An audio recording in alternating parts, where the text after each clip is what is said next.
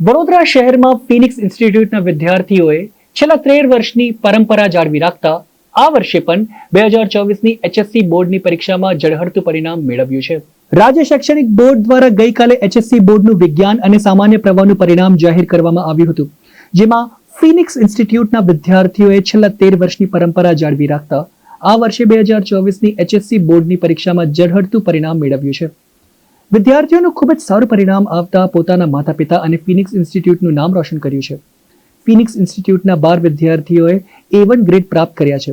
Phoenix ઇન્સ્ટિટ્યૂટની Hansika દેવડિંગાએ 99.92 percentile, ખુશી ખિમનાનીએ 99.86 percentile, Tanisha વૈશ્યએ 99.83 percentile સહિતના વિદ્યાર્થીઓએ A1 ગ્રેડ મેળવી છે.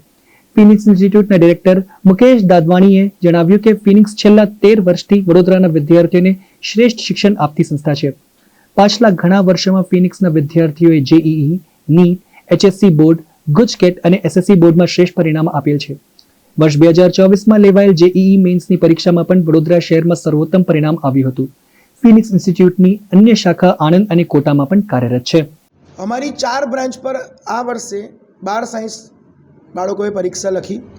મકરપુરા ડીમાર્ટની બાજુમાં, ફિનિક્સ, કારેલીબાગ, વાસના તક્ષ કોમ્પ્લેક્સ અને આણંદ વિદ્યાનગર રોડ, આ 4 સંસ્થાઓ જે અમારી ફિનિક્સ ગ્રુપની છે, એમાંથી ટોટલ આશરે 800 બાળકોએ પરીક્ષા આપી અને ખૂબ જ સરસ પરિણામ બાળકોએ મેળવેલ છે. બાળકોને ખૂબ ખૂબ અભિનંદન અને આવી જ રીતે આવતા વર્ષે પણ પરિણામ આવે એવી બાળકોને શુભેચ્છાઓ.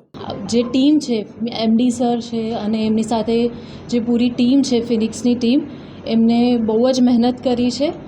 હું એમને પણ સાથે સાથે કોંગ્રેચ્યુલેટ કરું છું. અને સેમ આપણા જે આવાવાળા બાળકો છે એમને હું પ્રેરિત કરવા, ઇન્ફ્લુઅન્સ કરવા માગું છું કે એ લોકો બી આવી રીતથી વધારેમાં વધારે મહેનત કરીને આવું જ સરસ પરિણામ લાવે અને આનાથી પણ સારું પરિણામ लावे. Thank you.